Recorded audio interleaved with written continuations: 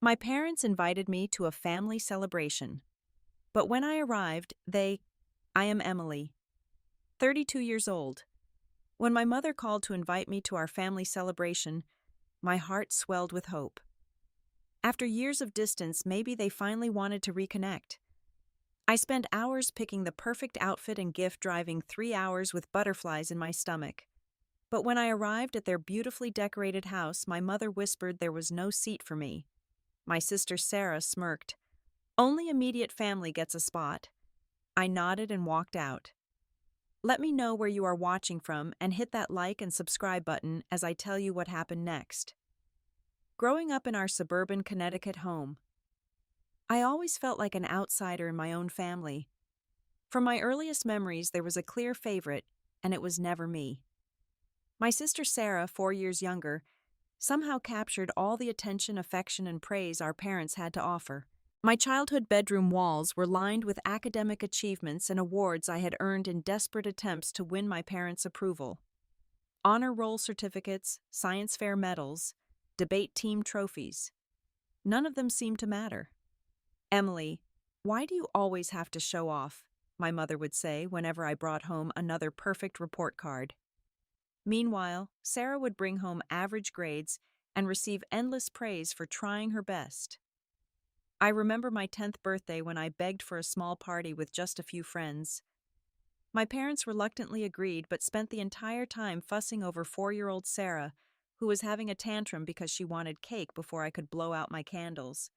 They eventually let her blow them out, telling me I was old enough to understand. The pattern continued throughout my adolescence.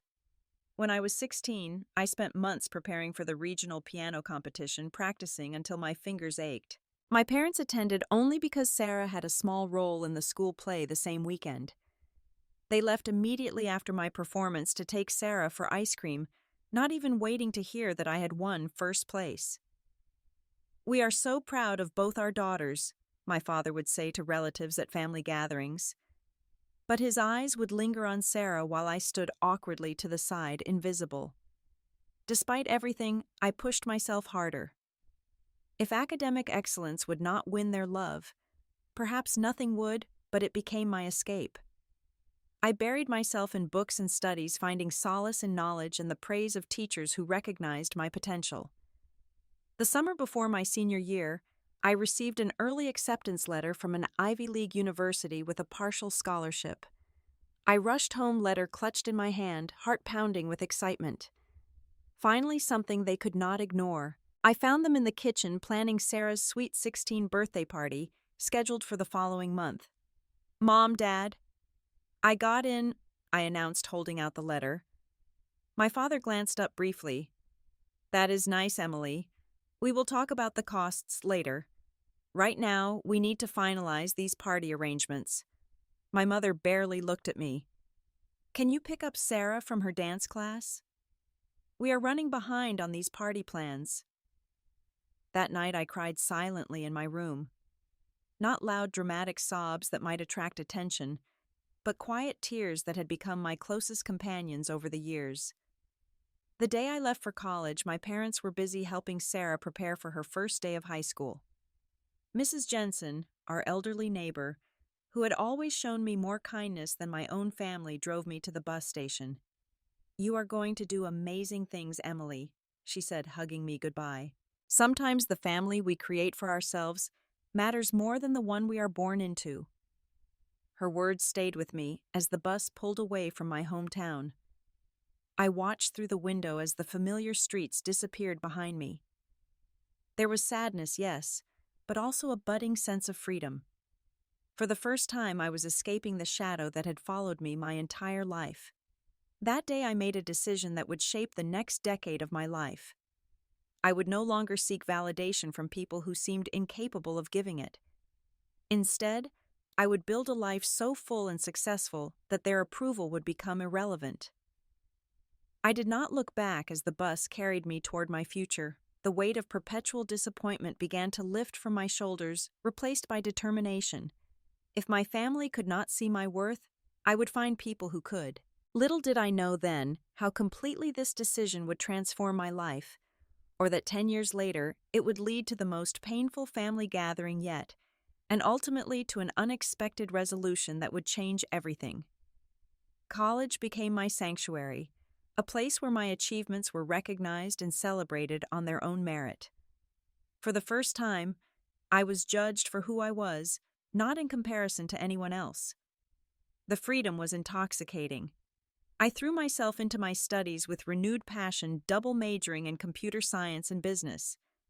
My professors noticed my drive and talent, often asking me to stay after class to discuss my ideas or recommending me for special programs. Emily, your algorithm solution is one of the most innovative approaches I have seen from an undergraduate, my programming professor told me after I presented my semester project. Such praise was still foreign to me, and I initially struggled to accept it without suspicion. My sophomore year, I secured a coveted internship at a rising tech company in Boston. The experience was transformative. My supervisor, Amanda, became the first real mentor I ever had. You have raw talent, Emily, but you also have something rarer: resilience, she said during my performance review. That combination will take you anywhere you want to go. I called home less and less frequently. Each conversation followed the same pattern. After brief, superficial questions about my studies, the topic would inevitably shift to Sarah. Her social life, her boyfriends, her decision to change majors 3 times in 2 years, all described in loving detail, while my accomplishments went unmentioned. By senior year, I had built a new support network. My roommate Jess became the sister I had always longed for, celebrating my wins and comforting me through the occasional setbacks. My study group evolved into a tight-knit circle of friends who understood ambition and valued intelligence. When graduation approached, I received multiple job offers. I accepted a position with a major tech firm in Boston with a starting salary that made my eyes widen when I saw the offer letter. My parents attended my graduation ceremony, arriving late and leaving immediately afterward to beat the traffic, missing the departmental reception where I received an Outstanding Achievement Award. Sarah did not come at all, citing a friend's birthday party that same weekend. I moved permanently to Boston and threw myself into building my career. The long hours and demanding projects suited me. I found purpose in solving complex problems and satisfaction in the recognition that followed. Each promotion and bonus was a vindication of my worth, a tangible measure of success that no one could diminish. 3 years into my career, I was able to put a down payment on a beautiful condo in an upscale neighborhood with floor-to-ceiling windows overlooking the city skyline. The day I signed the mortgage papers, I stood alone in my empty new space, tears streaming down my face. Not tears of sadness, but of pride and accomplishment. "You did this," I whispered to myself. "All on your own." My relationship with my family continued to fade into the background of my busy life. Obligatory phone calls on holidays, the occasional email with surface-level updates. I sent Christmas gifts that rarely received acknowledgement beyond a brief text message. I declined most invitations to visit, citing work commitments that were usually genuine, though sometimes convenient excuses. Through Mrs. Jensen, who remained my most consistent connection to my hometown, I occasionally received news about my family. Sarah had dropped out of college to start some kind of wellness business. It failed within a year. She moved back home with our parents, apparently to regroup, while figuring out her next steps. I felt a complex mix of emotions when I heard this news. A twinge of sympathy, yes, but also an undeniable flicker of satisfaction. The golden child had stumbled while I continued to rise. The feeling was not noble, but it was honest. In my 7th year at the company, I was promoted to senior project manager, leading a team of 15 developers on our most innovative platform. My name was becoming known in the industry. I was invited to speak at conferences, consulted on high-profile projects, courted by headhunters, offering even more prestigious positions. Life settled into a satisfying rhythm. Work challenges kept my mind engaged. My friends provided warmth and connection, and my beautiful apartment became the safe, peaceful home I had always longed for. If there was still an empty space inside me where family should have been, I had become expert at ignoring it. Then, on an ordinary Tuesday evening, as I was reviewing quarterly projections, my phone lit up with an incoming call. My mother's name appeared on the screen. I almost declined it out of habit, but something, perhaps simple curiosity, made me answer. "Emily, darling." She said, her voice warmer than I had heard it in years. "We are having a special family celebration this weekend. Your father and I would love it if you could join us."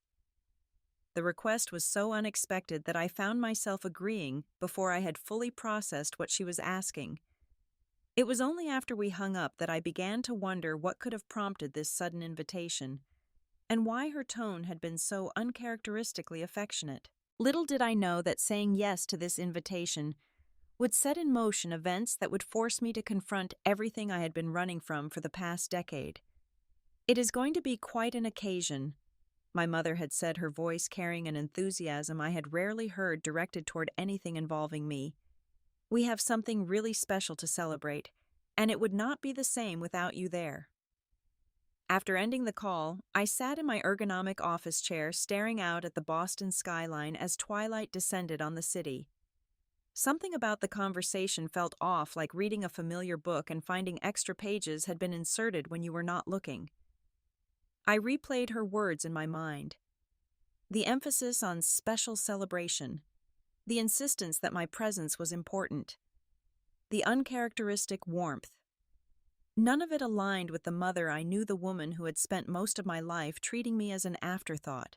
I called Jess immediately, needing her perspective.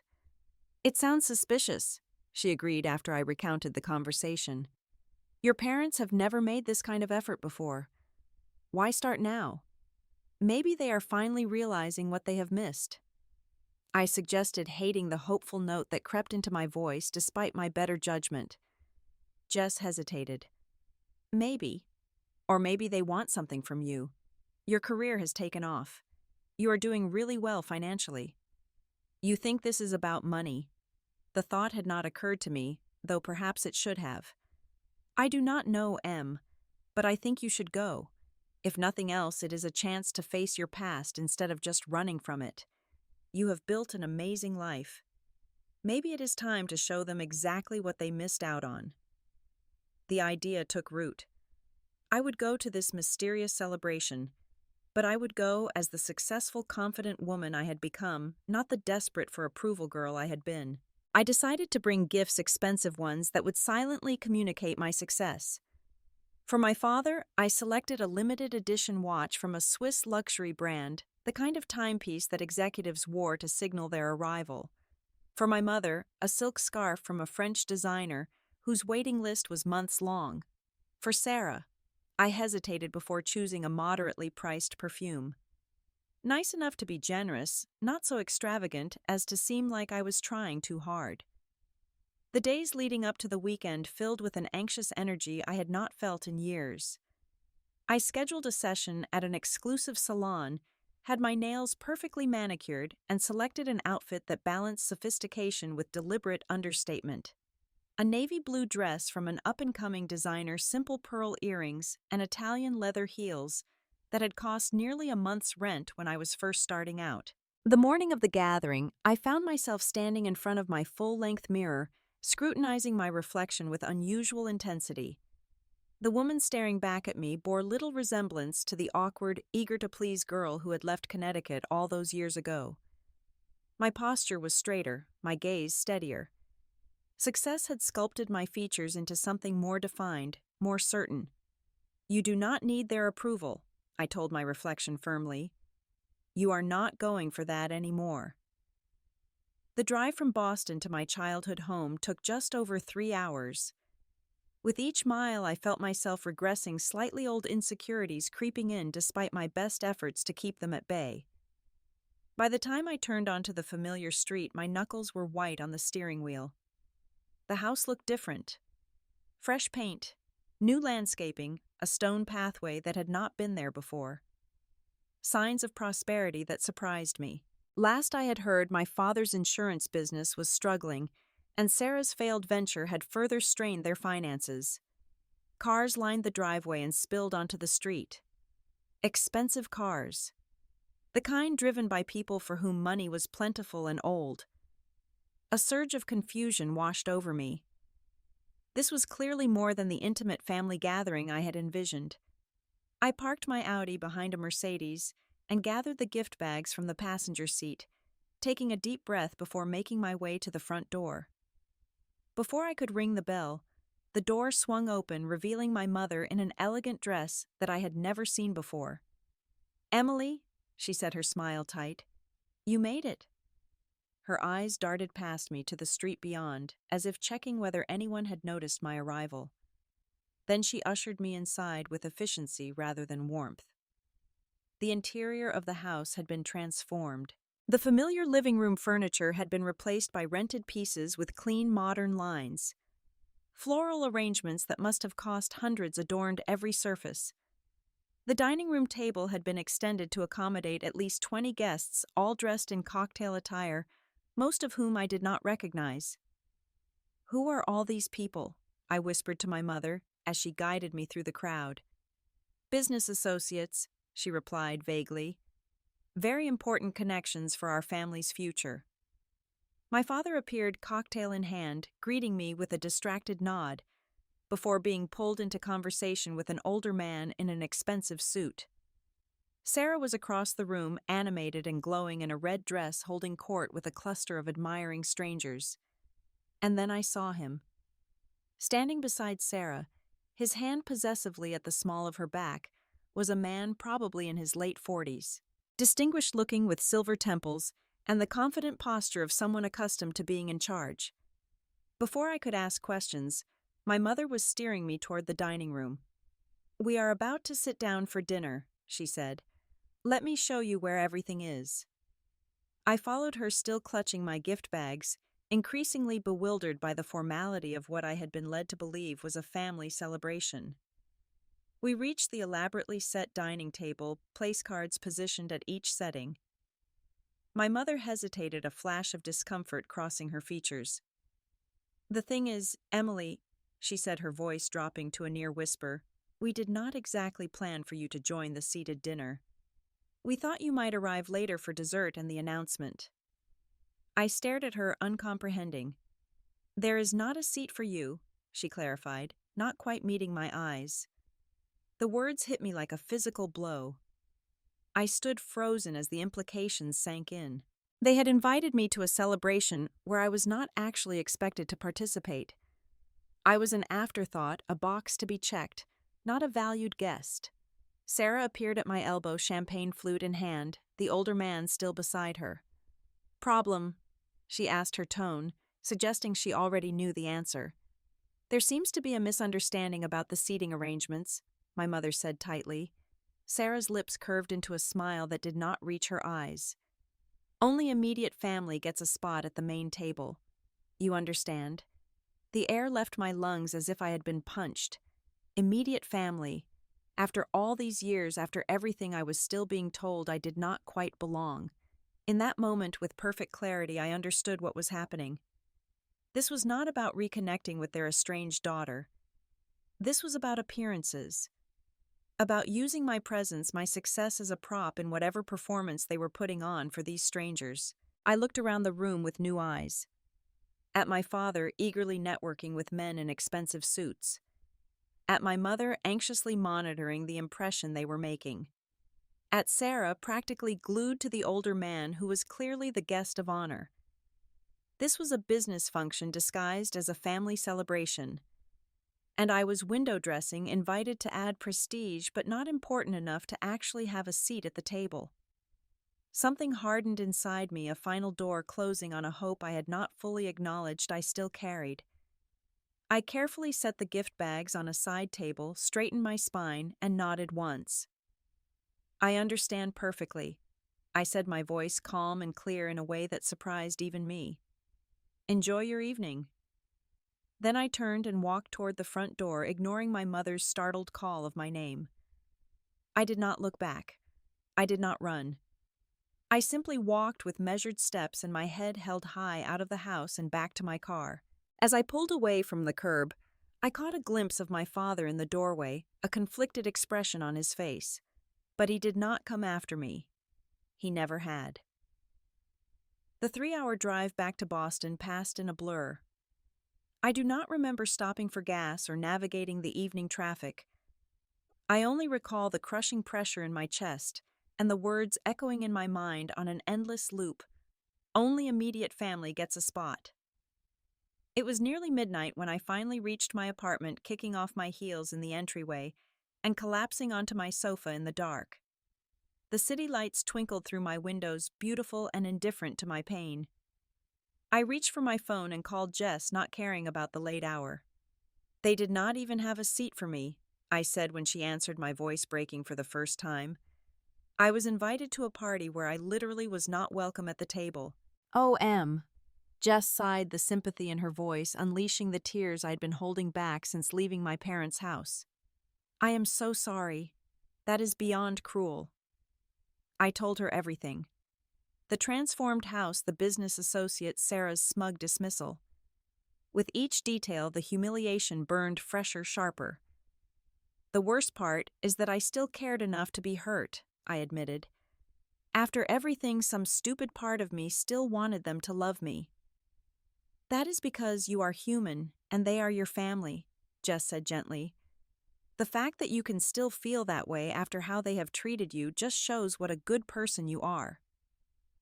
We talked until the early hours of the morning, Jess alternating between righteous anger on my behalf and practical suggestions for moving forward. "Cut them off completely," she advised, as dawn began to break. "Block their numbers, their emails, everything. You have given them enough chances, more than they deserved." After we hung up, I sat watching the sunrise paint my apartment in golden light, feeling oddly empty but also lighter, as if I had finally put down a burden I had been carrying for too long. I followed Jess's advice. I blocked my parents' numbers and email addresses as well as Sarah's. I removed them from my social media accounts. It felt like cauterizing a wound, painful but necessary to prevent further infection. The next day, I threw myself back into work with renewed intensity. My team was in the final stages of launching a revolutionary platform update, and the demanding schedule was a welcome distraction from my personal turmoil. 3 days after the disastrous family gathering, I received an unexpected visitor at my office. My assistant appeared at my door looking confused. "There is a Mrs. Jensen here to see you," she said. "She says it is important." Mashais. Jensen, my former neighbor, the woman who had driven me to the bus station when I left for college, was sitting in our sleek reception area, looking distinctly out of place in her practical sweater and sensible shoes. "Emily, dear," she said, rising to embrace me, "I hope you do not mind my dropping in like this. I am visiting my niece in Cambridge and thought I should come see you in person." I brought her back to my office, noticing how her eyes widened at the view and the obvious signs of my professional success. "This is not just a social call, is it?" I asked once we were seated with cups of tea. She shook her head. "I thought you should know what happened after you left the party." According to Mrs. Jensen, who had heard the story from her sister who cleaned houses for several families in the neighborhood, the celebration had been a carefully orchestrated event to impress Richard Harrington, a wealthy investor, and the older man I had seen with Sarah. "Apparently your sister has been dating him for several months," Mrs. Jensen explained. "He was considering investing in a new business venture with her, something about wellness retreats for executives. The party was to announce their business partnership and personal relationship." I listened, puzzled about why they had wanted me there at all. "Your parents have been telling everyone how successful you are," Mrs. Jensen continued. "The brilliant daughter, working for a major tech company in Boston, living in a luxury apartment advising industry leaders. They have been using your accomplishments to enhance the family's reputation." The realization was like ice water in my veins. They were using me as a prop to impress this investor. Mrs. Jensen nodded sadly. "When you left, abruptly, questions were asked. Someone overheard Sarah's comment about immediate family. It did not paint a flattering picture," She went on to explain that Richard Harrington was particularly concerned with family values and stability. His interest in partnering with Sarah had been partly based on the impression that she came from a close-knit, supportive family with a track record of success. "The way they treated you contradicted the image they were trying to project," Mrs. Jensen said. "I heard that Mr. Harrington pulled Sarah aside later that evening and expressed serious reservations about their arrangement." I sat back in my chair processing this information. So their plan backfired. Quite spectacularly from what I gather. After Mrs. Jensen left, promising to keep in touch more regularly, I sat at my desk staring at the emails demanding my attention, but unable to focus on them. An idea was forming, not fully shaped yet, but insistent. If my family wanted to use my success for their benefit without actually including me in their lives, perhaps it was time to set the record straight. I had access to Richard Harrington's email through a mutual connection in the business world. That evening, I composed a carefully worded message. Not vindictive or emotional, but straightforward and professional. I explained that while I wished my sister well in her business endeavors, I felt compelled to clarify that I had not been an active part of my family's life for many years due to long-standing issues. I stated that any implication that I endorsed or was involved with their business ventures was incorrect. I ended by wishing him good judgment in his investment decisions, making it clear that my email was sent out of professional courtesy rather than personal animosity. After sending it, I felt neither triumph nor regret, only a sense of having reclaimed my narrative. If my achievements were to be mentioned, it would be on my terms, not as a fabricated chapter in someone else's story. The following weeks were consumed by our platform launch. The project was a tremendous success, exceeding adoption projections by 40% and earning industry recognition.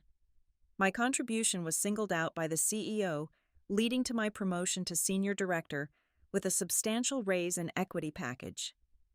I had little time to think about my family until 6 weeks after the party, when I received a text from a number I did not recognize. "Have you heard what happened? Richard pulled all funding. Sarah's business collapsed before it started. Your parents remortgaged the house to cover initial expenses and now might lose it. Thought you should know. Jake from high school." I had barely spoken to Jake since graduation, and I wondered how many other former acquaintances had been following this family drama from the sidelines. That evening, the blocked calls began. First from my father's number, then my mother's, then Sarah's. Each time my phone silently registered the attempt without disturbing my evening. Email notifications from their addresses accumulated in my spam folder unread. I felt a complex mixture of emotions. A part of me, the wounded child who had never been enough, felt vindicated. Another part, the adult, who understood the devastating impact of financial ruin, felt concern and a twinge of guilt. But mostly, I felt resolved. The chapter was closed. Whatever crisis they were facing now was not my responsibility to solve. Or so I thought until the following Saturday morning when a loud knocking at my door roused me from sleep. I checked my security camera and froze at the sight of my parents and Sarah standing in the hallway looking haggard and desperate. After a decade of distance, after years of rejection and invisibility, after the final humiliation of the party, my family had come to me. Not with an invitation to join them at their table, but with need written plainly on their faces. I stood motionless, finger hovering over the intercom button, torn between turning them away and facing them one last time. I pressed the intercom button. "What are you doing here?" My voice sounded foreign to my own ears, flat and cold. My father leaned toward the speaker. "Emily, please. We need to talk to you. Face to face." I could have refused. Part of me wanted them to feel a fraction of the rejection I had experienced throughout my life. But curiosity won out over vindictiveness. I buzzed them in. The 3 minutes it took them to reach my door on the 17th floor gave me time to slip on a silk robe over my pajamas and steel myself for whatever was coming. I would not be caught vulnerable, not again. When I opened the door, the contrast between us was stark. I was well-rested and composed, standing in my expensive apartment with its sweeping views. They looked like they had aged years and weeks. My father's normally impeccable appearance was rumpled, my mother's carefully maintained hair showing gray roots, and Sarah's complexion was blotchy from what appeared to be recent tears. "You have 15 minutes," I said, stepping aside to let them enter. They filed in silently, their eyes widening as they took in my home for the first time. The Italian leather furniture, the original artwork, the floor-to-ceiling windows showcasing the Boston skyline, physical proof of everything they had missed by pushing me away. "Would you like coffee?" I asked, not out of hospitality, but to establish that this was my territory, where I set the terms of engagement. They declined, perching awkwardly on the edge of my sofa while I took the armchair opposite, legs crossed, waiting. "Emily," my father began, clearing his throat. "First, we owe you an apology. The way you were treated at the gathering was inexcusable." I raised an eyebrow but said nothing. "We have not been good parents to you," my mother added, her voice quavering, "for a very long time." "That is an understatement," I replied evenly. "But I doubt you came all this way just to acknowledge what we all already know." Sarah, who had been staring at the floor, looked up. The smugness that had characterized her expression at the party was gone, replaced by something that looked remarkably like shame. "Everything fell apart," she said simply, "after you left." My father took over, explaining in halting sentences what I already knew from Mrs. Jensen and Jake's text. Richard Harrington had withdrawn his support, citing concerns about family dynamics and misrepresented values. Without his investment, Sarah's wellness retreat venture had collapsed before launching. The initial expenses, including the elaborate party and several non-refundable deposits on property, had been covered by a second mortgage on my parents' house. "We are 3 months behind on payments," my father admitted, his voice strained. "The bank is threatening foreclosure. And you came to me because—" I kept my tone neutral, though I already knew the answer. "We need help, Emily," my mother said. "Financial help." Of course they did. Not my presence, not my forgiveness, not a genuine relationship. They needed my money. "Let me understand this correctly," I said, leaning forward slightly. "For my entire life, I was treated as less important, less valuable than Sarah. When I built a successful career on my own, you tried to use that success to benefit yourselves without actually including me in your lives. Now that your plan has backfired, you want me to bail you out financially. Is that an accurate summary?" They exchanged uncomfortable glances, unable to deny the truth of my assessment. "It is not that simple," my father attempted. "Actually, it is exactly that simple," I countered. "But please continue. I am curious to hear what else you have to say." Sarah spoke up, her voice barely above a whisper. "I have been jealous of you my entire life, Emily." This was unexpected enough to momentarily pierce my armor of detachment. What could you possibly have been jealous of? You had everything. Our parents' attention, their support, their love. Everything I desperately wanted. "I had their attention because I demanded it," Sarah replied. "You had everything that actually mattered. Intelligence, drive, independence. I always knew I was the lesser sister, so I made sure to take whatever I could get." My mother was nodding, tears streaming down her face. "We failed you both in different ways. We spoiled Sarah because she seemed to need us more, and we neglected you because you seemed so capable on your own. We never realized we were teaching Sarah to be dependent and you to believe you were unwanted. Until it was too late," my father added quietly. I sat very still, absorbing their words. Part of me wanted to believe them, to accept this belated recognition of the damage they had done. Another part remained skeptical, aware that this revelation conveniently coincided with their financial desperation. "What exactly do you want from me?" I asked finally. "A loan," my father said, straightening slightly. "Just enough to catch up on the mortgage payments and keep the house while we figure out next steps. I still have my insurance business. Sarah is looking for a job. We will pay you back with interest." "And if I say no?" The question hung in the air, heavy with implications. "Then we lose the house," my mother said simply. "We would understand. You owe us nothing, Emily." Less than nothing after how we have treated you. Sarah lifted her gaze to meet mine directly. I would understand too. I have been awful to you.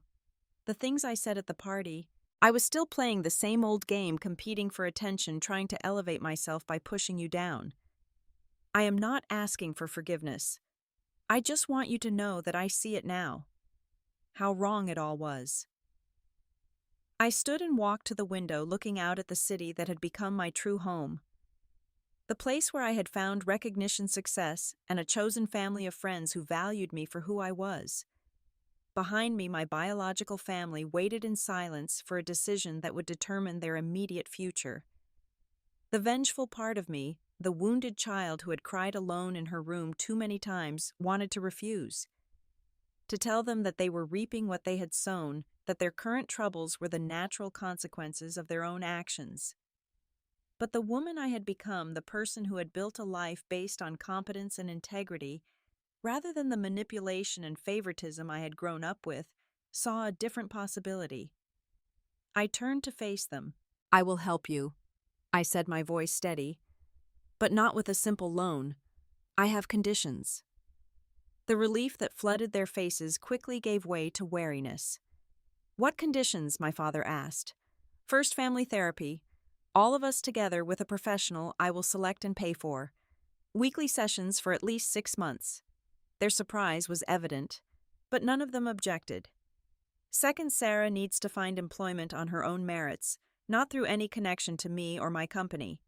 I will not hire you, I said, looking directly at my sister, but I will help you prepare a resume and practice for interviews.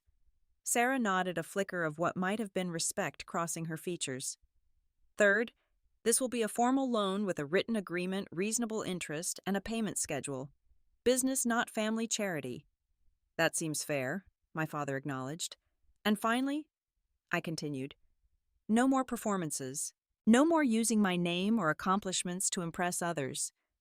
No more pretending we are a perfect family when we are nothing of the sort. If we are going to try to build something real, it starts with honesty. My mother wiped her tears and nodded. We can do that. We want to do that. I returned to my seat, feeling not triumph, but a cautious sense of possibility. Not for the fairy tale reconciliation I had once dreamed of as a child, but for something more mature and measured. A relationship based on clear boundaries and mutual respect, rather than obligation or guilt. I will have my lawyer draw up the loan agreement this week, I said, and I will find a therapist who specializes in family estrangement. As they prepared to leave, each of them moved to hug me. I accepted their embraces stiffly, not yet ready to reciprocate the affection that felt premature after so many years of absence. At the door, Sarah hesitated. For what it is worth, I am proud of who you have become, Emily. Even if I had nothing to do with it. Especially because you did it all without us. After they left, I stood in my quiet apartment feeling strangely hollow. This was not victory or defeat, but something more complex.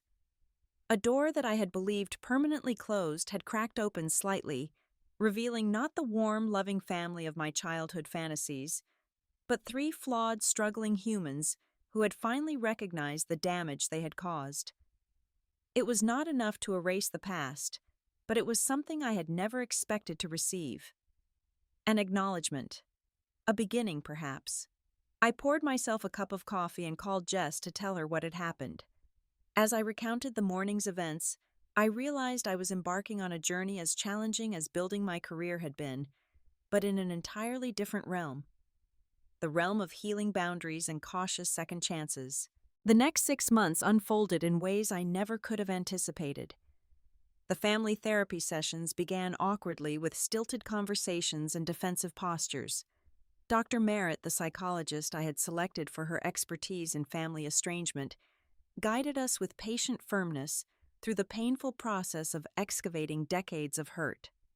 Emily felt invisible in your home, she said during our 3rd session, addressing my parents directly. Can you understand how that shaped her view of herself and her place in the world? My father struggled to maintain eye contact. I always thought she was the strong one. the one who did not need us the way Sarah did. That was convenient for you to believe, wasn't it? Dr. Merritt observed without judgment. It justified giving more attention to Sarah. These sessions were exhausting, often leaving me emotionally drained for days afterward. But slowly, painfully understanding began to emerge from the wreckage of our past. My mother revealed how her own upbringing in a highly critical household had left her with deep insecurities about her parenting. Sarah's neediness made me feel important while your independence frightened me, Emily. I did not know how to parent a child who seemed more capable than I felt. Sarah admitted that her attention-seeking behavior had been fueled by her awareness that she could never match my academic achievements. It was easier to make a scene than to try and fail to be as smart as you, she confessed during a particularly raw session. My own contributions to the dysfunction were harder to acknowledge. My withdrawal, my refusal to ask directly for what I needed, my silent assumption that my achievements should speak for themselves. You built walls so high that eventually they stopped trying to climb them, Dr. Merritt noted gently. That was a reasonable response to rejection, but it became a self-fulfilling prophecy. Outside of therapy, practical matters proceeded with more straightforward clarity. I provided the loan as promised with terms that were fair but businesslike. My father signed the agreement without complaint, acknowledging that the formality was necessary given our history. Sarah, true to her word, found a job as an administrative assistant at a local community college. It was modest work compared to her entrepreneurial ambitions, but she approached it with a humility I had never witnessed in her before. It is actually nice to have structure, she told me during one of our monthly coffee meetings, a new tradition we had cautiously established. To know exactly what is expected and to meet those expectations without drama. My parents made each loan payment on time, sometimes including handwritten notes with the checks. Small acknowledgments of my birthday or professional accomplishments that they now followed through my occasionally updated social media. Never effusive, never overwhelming, just quiet recognitions that they were paying attention in a way they never had before. 3 months into our therapy, Dr. Merritt suggested a family dinner at a neutral location. Not a celebration, she clarified, but a simple meal together with the understanding that anyone can leave at any time if it becomes too difficult. We met at a quiet restaurant halfway between Boston and Connecticut. The conversation was sometimes awkward, sometimes surprisingly comfortable. When the waiter brought the menus, my mother quietly ensured that I received mine first, a small gesture that did not escape my notice. I think it might be nice if Emily told us about her recent industry award. My father suggested during the main course, making eye contact with me, rather than speaking about me in the third person, as he once might have. I shared a condensed version of the project that had earned the recognition, watching with a strange mix of emotions as they listened attentively, asking relevant questions, appearing genuinely interested in this part of my life that had previously been invisible to them. That is really impressive, Sarah said when I finished, no trace of the old competitiveness in her voice. I always knew you were brilliant, but hearing the actual impact of your work is amazing. These small moments did not erase the past, but they created tiny footbridges across the chasm that had separated us for so long. At the 6-month mark, Dr. Merritt asked each of us to reflect on what we had learned and what we hoped for moving forward. I have learned that being a parent does not automatically make you good at it, my father said, and that it is never too late to try to do better, even if you can never fully repair the damage you have caused. My mother spoke of recognizing patterns from her own childhood that she had unconsciously perpetuated. I was so afraid of criticism that I avoided engaging deeply with Emily, whose intelligence reminded me of my own critical parents. Sarah's reflection was perhaps the most surprising. I have learned that getting attention is not the same as being valued, and that I have used our family dynamic as an excuse to avoid taking responsibility for my own life. When my turn came, I spoke carefully, still protective of the vulnerable parts of myself. I have learned that maintaining high walls may keep you safe, but they also keep you isolated, and that while forgiveness cannot be demanded, it can eventually be chosen day by day in small increments. As therapy continued and the months passed, other changes unfolded in my life. I met David at an industry conference where we were both presenting. His quiet intelligence and emotional maturity drew me immediately, but I proceeded with caution, aware of my tendency to keep people at a distance. My family situation is complicated. I warned him on our third date. "Whose isn't?" he replied with a smile that reached his kind eyes. "I am more interested in who you are than where you came from." When he eventually met my family at a holiday gathering, he observed their interactions with me carefully. Later, privately, he noted, "They are trying very hard, and so are you. It is beautiful to watch, even with all the awkwardness." 8 months after that fateful Saturday morning when my family had appeared at my door, my parents hosted a simple dinner at their home. This time there was a place set for me at the table in the center, rather than at the periphery with my favorite flowers in a small vase beside my plate. "We wanted to officially invite you home," my mother said, her eyes meeting mine steadily, "as an honored guest, not an afterthought." That evening, as we shared a meal in the house where I had once felt so invisible, I realized that the wound of my childhood would never completely heal. There would always be a scar, a sensitivity to certain words or gestures, a wariness that flared in moments of vulnerability. But alongside that scar, something new was growing. Not the unconditional love I had craved as a child, which perhaps exists only in fairy tales, but a more mature connection. A relationship between adults who recognized their past mistakes and were committed to writing a different story moving forward. As I drove back to Boston that night, I reflected on the strange journey that had brought me here. How the final rejection at that family party had actually been the catalyst for the most honest connection we had ever experienced.